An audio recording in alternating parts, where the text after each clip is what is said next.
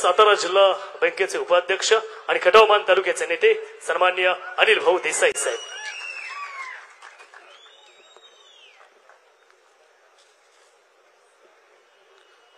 आज आपल्या दहिवडी नगरीमध्ये माढा लोकसभा मतदारसंघाचा गड कोण जिंकणार याचा निकाल देण्यासाठी आपल्या सगळ्यांच्या मध्ये उपस्थित असलेल्या 84 वर्षाचा तरुण योद्धा म्हणून ज्यांच्याकडे पाहिलं जातं ते महाराष्ट्राचे नव्हे तर अखंड भारत देशाचे नेते आदरणीय शरदचंद्रजी पवार साहेब, या कार्यक्रमासाठी उपस्थित असलेले आदरणीय विजयसिंह मोहिते पाटील दादा, आदरणीय जयंत पाटील साहेब, आपल्या सगळ्यांचे लाडके उमेदवार आदरणीय धैर्यशील भैया मोहिते पाटील साहेब, व्यासपीठावरील सर्व आदरणीय राजे होळकर साहेब, व्यासपीठावरील सर्व मान्यवर उपस्थित या प्रचाराच्या निमित्तानं एवढ्या मोठ्या संख्येनं एवढ्या उन्हामध्ये उपस्थित असलेले सगळे आपण या तालुक्यातली वडीलधारी मंडळी, सगळे शेतकरी बांधव, सगळे तरुण बांधव, सर्व माझे पत्रकार बांधव, मी आपल्या सगळ्यांच्या साक्षीमध्ये आदरणीय पवार साहेबांना मी काही गोष्टी नम्रपणे सांगणार आहे। साहेब, देशासाठी ही जी इलेक्शन आहे हे देशासाठी, देशामधली लोकशाही जगवायसाठी, ऐका, देशातली हुकुमशाही घालवायसाठीच इलेक्शन आहे। पण आमच्या मान खटाव तालुक्यासाठी हे इलेक्शन, या तालुक्यामध्ये वाढत चाललेली लाचारी, त्याच्या विरुद्ध असलेला स्वाभिमान हे दाखवून द्यायचं हे आमच्या दृष्टीने इलेक्शन आहे। खऱ्या अर्थानं आम्हाला या इलेक्शनमध्ये दाखवून द्यावं लागणार आहे की आता मान तालुका कुणाच्या पुढे लाचार राहिला नाही। या मतदारसंघामधली जनता सुद्धा आता स्वतः निर्णय घ्यायच्या भूमिकेमध्ये आलेली आहे। पहिल्यांदा बांधवांनो, पवार साहेब, पाणी हे या मतदारसंघामधल्या काही लोकांना पाणी पिण्यासाठी असतं आणि पाणी हे शेतीसाठी असतं, हीच लोक विसरून गेलेत। दुष्काळाची कधी नव्हे एवढी चेष्टा कधी झाली नसेल या देशामध्ये, दुष्काळाची आणि जनतेची कोणी एवढी चेष्टा केली नसेल।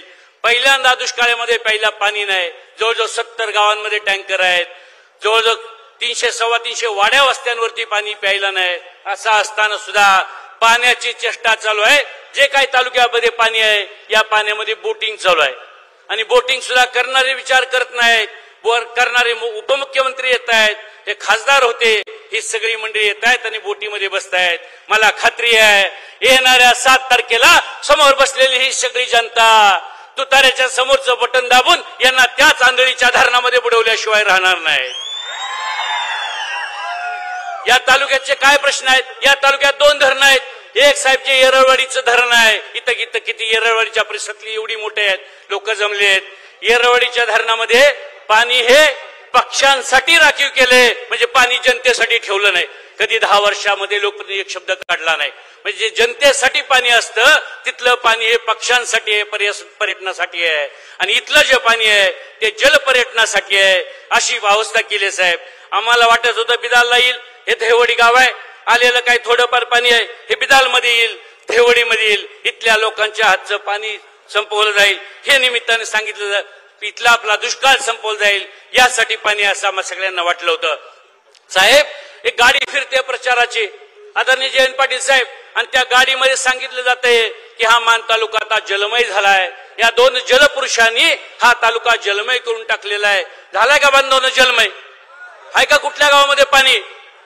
जाहिरात अशी केली जाते, जाहिरात अशी आहे, आपण जर बघितलं असेल टीव्हीला सुद्धा रोज सकाळी एक जाहिरात येते, एक कोणतरी कुणाच्या तरी बंगल्याचं काम चाललंय आणि एक रेखा मावशीला फोन येतो, रेखा मावशी तुम्हाला आता हक्काचं घर मिळालं अशी जाहिरात येते। इथं आपण बघितलं तर जलपुरुषांची दोघांची जाहिरात चालली। तुम्हाला सोप्या भाषेमध्ये या जाहिरातीचा अर्थ सांगतो, एक माणूस मेला आणि त्याला यमदूतानं स्वर्गामध्ये नेला, स्वर्गामध्ये नेऊन त्याला अशा 2 वाटाच्या जाग्यावर सोडला। एका बाजूला बोर्ड होता हा नरकाकडे जाणारा रस्ता आहे, दुसऱ्या बाजूला बोर्ड होता हा स्वर्गाकडे जाणारा रस्ता आहे। स्वर्गाकडे जाणाऱ्या रस्त्यावरती तिथं भजन चाललं होतं, तिथं शाकाहारी जेवणाच्या पंक्ती चाललेल्या होत्या, आणि दुसऱ्या बाजूला जो नरकाकडे जाणारा बोर्डचा रस्ता होता तिथं एका बाजूला नाच गाणं चाललं होतं, गुलाबजामचं जेवण चाललं होतं। त्याला वाटलं आता आयुष्यभर इथं खाली राहून हे भजन कीर्तनच केले, आता किमान वरती आल्यावर तरी नरकात जातो आणि मी इथं जिलेबी खातो, इथं जाऊन नाच गाणं बघतो। जसं त्यानं 1 उंबऱ्याच्या आत पाऊल टाकलं तसं त्याला यमदूतानं सांगितलं, अरे सैनिकांना आता याला उचला आणि तेलाच्या कडेत टाका। तो म्हणला अहो बाहेर तर नाच गाणं होतं, जिलेबीचं जेवण होतं आणि इथं उकळत्या तेला ज्या कडेत टाकताय त्याला सांगितलं ती नरकाची जाहिरात होती, ती फक्त नरकाची जाहिरात होती, खरा खरा नरक असाच आहे. ही अवस्था बांधून आपल्या सगळ्यांची आहे. आपल्यासमोर एवढ्या मोठमोठ्या जाहिराती केल्या जात आहेत आणि ह्याच्या माध्यमातून काय होतंय तर आपल्याला वाटतं की काहीतरी चांगलं चित्र दिसणार आहे. इथं टेंबूच्या पाण्याचा विषय झाला. आदरणीय जयंत पाटील साहेब 2003 सालामध्ये मान तालुक्यातली 16 गावची लोक बायका पोरासह जनावरासह या दहिवडीच्या तहसील कचेरी समोर टेंबूचं पाणी यावं यासाठी उपोषणाला बसली होती. त्याच्यावरती चार लावायचं काम आपण केलं, आपण पाणी आरक्षित करायचं काम केलं. त्यावेळेपासून टेंबूचं पाणी या मान तालुक्यातली लोक मागत होती बांधवांनो. आणि त्या पाण्यावरती आज ज्यांनी कधी त्या सालापासून 2003 सालापासून कधी टेंबूचं पाणी या तालुक्यामध्ये येणार आहे हे कधी सांगितलेला माणूस नव्हता, तो आज सांगायला लागला की टेंबूचा सुद्धा जलनायक मीच आहे आणि हे सगळं आपल्याला बदलावं लागणार आहे. आदरणीय धैर्यशील भैया, मला आपल्याला सांगायचं आहे, आम्ही 5 वर्षामध्ये खासदार बघितला नाही. किंबहुना धैर्यशील भैया तुमच्या आणि विजयदादांच्या सांगण्यावरनं आम्ही सुद्धा मागच्या 5 वर्षापूर्वी त्यांचं काम केलं. साहेब या मतदारसंघामध्ये आम्ही 23,000 मताचं लीड दिलं. आम्हाला सगळ्यांचे मोहिते पाटील कुटुंबाचे रोज फेन होते. पण जर बघितलं आम्हाला पण सोडलं नाही, पण मोहिते पाटील कुटुंबाला सुद्धा सोडलं नाही. म्हणजे ह्यांची प्रवृत्ती ही बोकडाची अवलाद आहे, बोकडाची अवलाद आहे. त्यांना सुद्धा सोडलं नाही. आणि त्यामुळे मला आपल्या सगळ्यांच्या साक्षीने इशारा द्यायचा आहे, बोकड किती जरी माजला तर मुलाण्यासमोर त्याचं काही चालत नाही. मुलाने त्याला उपडा आडवा केल्याशिवाय राहत नाही. आणि मानच्या जनतेनं आता ठरवलंय येणाऱ्या 7 तारखेला तुतारी हातामध्ये घ्यायचे.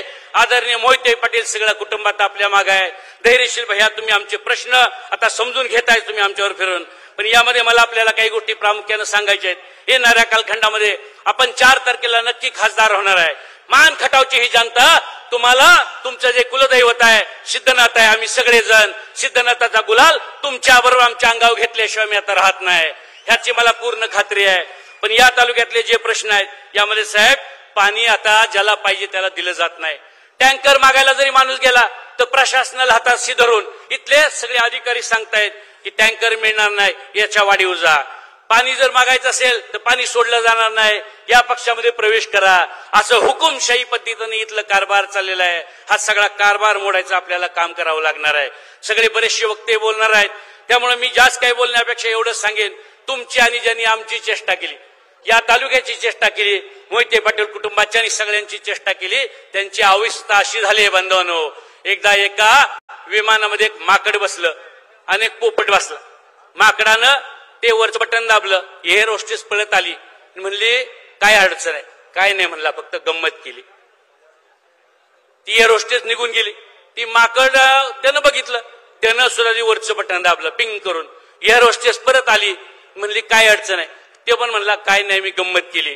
कॅप्टनला ज्यावेळेस त्या विमानाच्या कळलं हे दोघं उगाच बटन दाबतात, ते म्हणलं दोघाला पण उचला आणि विमानातनं बाहेर टाका. ज्यावेळी विमानातनं बाहेर टाकायची वेळ आली तेव्हा पोपटानं विचारलं तुला उडता येतं का? माकड म्हणलं नाही येत.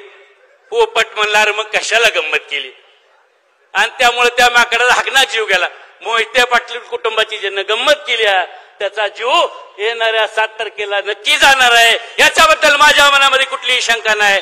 मान खटावची जनता ही आपल्या मागे आहे. आपण सगळ्यांनी आदरणीय पवार साहेबांना हात वर करून येणाऱ्या 7 तारखेला आपण सगळे पवार साहेबांच्या मागे ताकदीने एवढा विश्वास पवार साहेबांना आपण सगळ्यांनी देऊया आणि आदरणीय धैर्यशील भैयांना मोठ्या फरकाने विजय करूया, एवढं सांगतो आणि थांबतो. जय हिंद, जय महाराष्ट्र.